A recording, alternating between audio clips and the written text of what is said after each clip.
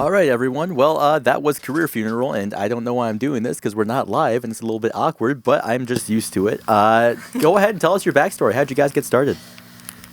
Well, me and Jenna went to MSU, and we were roommates. And I was just about to graduate college, and I was like, you know what I don't want to do? Get a job. So I should probably start a band.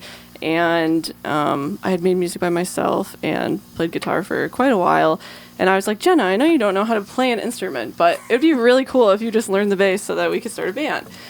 And yeah, so then actually we met our first other lead guitarist and our first drummer on Reddit, which is really a horrible backstory, but that is how it happened. And then that guitarist didn't work out. You know, he actually wanted to like go to school. I mean, it's really crazy. And so then through that drummer, we met Robin. Yeah, and then it was us for a while, and then our drummer ended up having to leave, and then we scooped up Danny because Jenna and Danny went to high school together. So very long, convoluted, but that's how we all ended up here. So yeah, it's a good like amalgamation. So it all started here. Oh no, exactly. I do love the hey, we should start a band together and you should play bass. You know, I feel like everyone has one of those stories. Right. Absolutely. That's actually how I learned to play bass, was because of one of my buddies. So it was like, oh, hey, cool. So, you know, obviously we kind of went through some of the backstory a little bit. We always like to ask people about how they came up with their band name, because I feel like there's always a really interesting story behind that. So how did you come up with Career Funeral? I don't want to take two in a row, but this was also me, so I will steal it. But my other friend that went to MSU, I was like, hey, I'm starting an emo band, and I don't know what to do with my life. Like, what should we call it? And he suggested Career Funeral, because being a musician is a funeral for it, like an actual career. Not that being a musician isn't a real career, but you don't know what I mean. Like, so that's what it was. He literally just suggested it, along with some other things. One running name before anyone was involved. So glad we didn't go with it. Whole Wheat Boyfriend. I came up with that. Thought it was pretty nifty. So glad that I didn't go forward with that. But yeah, I actually took it from a friend. So Steve, if you're listening, he was also an alumni of Impact, so he probably is. Shout out to you, King. Heck yeah. Another kind of softball, but we always ask everyone that comes on our show, what would you say are some of like the biggest influences on your band's sound? Cool. Robin, do you want to take this one? I feel like you... I really, I like The Cure. Yeah. As like, Kate and I both like My Bloody Valentine. That was something like we kind of like, I don't know, bonded over when the band was forming. Mm-hmm. It's like shoegaze and stuff. Yeah.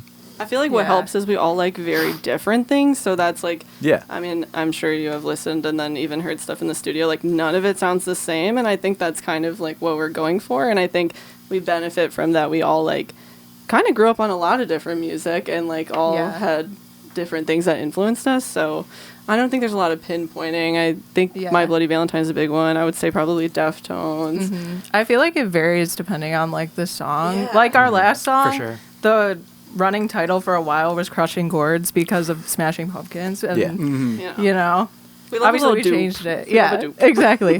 Smashing Pumpkins inspired heavily on that song, but Deftones for sure. Yeah, it definitely varies depending on what we want the vibe of the song to be. Yeah, definitely My Chemical Romance forever. Come on, like for real. It's a classic. Yeah. Well, that's great. I think we're ready to move into the next one whenever y'all are ready. All right.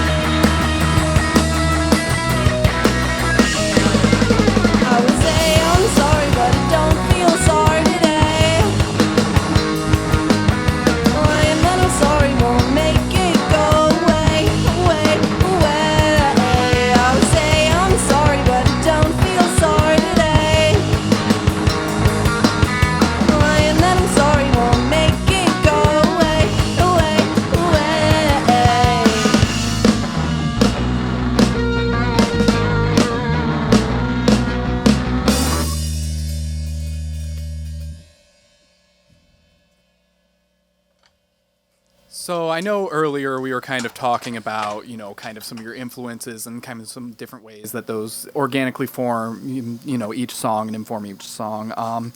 So I kind of wanted to keep going off of that. So going back to your sound, a lot of your songs, off your EP have this kind of floaty, mopey feeling that I really, really enjoy. How did you kind of go through the process of finding that sound? Well, I think we're still struggling to find that sound, but Robin, you looked like you were about to say something. Yeah. Well. I think every song kind of emotionally has an atmosphere, and then we just try to, production-wise, make the rest of the song kind of feel like that. I don't know. I feel like we're a band that speaks in vibes, which I know sounds really silly, but I feel like that's why we write so well together. It's how you get such different sounds. It really is. Like, I'll be like, no, this is the mood. Like, we're sad, but we're like maybe a little sexy with it. Or we're like sad and we're like uber depressed with it. Like, Right. Yeah. And Robin is really good at like hearing that and then hearing like some kind of crusty, rough around the edges guitar stuff that I come up with, and she's like, "Yeah, we can actually like turn that into a masterpiece." And I'm like, "Dang, you're so right! Like, what a brilliant woman." So yeah, I think it's all about just finding the vibe. I think a lot of times I like write some really mopey lyrics, and then I'm like, guys, we got to make this like not quite so hard to listen to. You got to be able to dance to it. So, yeah, I want to like groove and cry, so that's probably where a lot of it comes from. Oh, Joy Division earlier. Oh, yeah. Yeah. Oh, yeah. I feel like we keep referencing this on the show, but I always just go back to Let's Dance to Joy Division. Like, always such a good vibe and good Yep. track. Yeah. So you describe yourselves as like a sort of emo pop punk band. What is it about like those types of those genres of music that you would say you kind of like want to play around with, or like was there anything that specifically led you to go towards those genres or like lean towards them, other than them being great genres of music? Yeah, I think all of us kind of grew up like emo. Like we were all emo teenagers, as per usual. But I was going to say, the thing that led us to it was just being a depressed 13-year-old. yeah, Just A mental depressed, illness, unmedicated 13-year-old. being chronically on Tumblr at a very young age. That too. Very online, the birth of the internet, et cetera, et cetera. The wonderful life paths that sadness Yes. and 2013 Tumblr take you to. Really? Exactly. truly, yeah. Yep. So I think like me and Jenna, even becoming roommates, we were like, I was like, you like Fall Out Boy? Yeah. I like Fall Out Boy. That's so crazy. Literally, you went to Warped Tour? Yeah. So Yeah. I guess that's what led us. Many, many years of moping around, I suppose. Exactly. No, that's awesome. And obviously, again, it is weird to see how people come to find their sound, their band, and, just what they like to play around with because of that. So, I feel like whenever we're ready, we can go on ahead and move on to that third one. Well, sounds good. We're gonna awkwardly tune again, so Yeah, go ahead. Do we want to get a shout out for which one you're playing next? This is called Paper Cuts. kinda. Guys, we're bad at titling, so whenever this finally gets released, it probably won't be called this. I'm so sorry. I like your titles, and we're going to talk about that later. Yep. Thank you. Thanks. Excuse me. That's for you guys. That was recorded. We better get that in there. Hopefully, audio team Violate don't audio team. If you're Keep listening that in now, post. do Keep not that in remove post. that. Keep that in post. 1 minute. I'm thinking. Okay, that one and.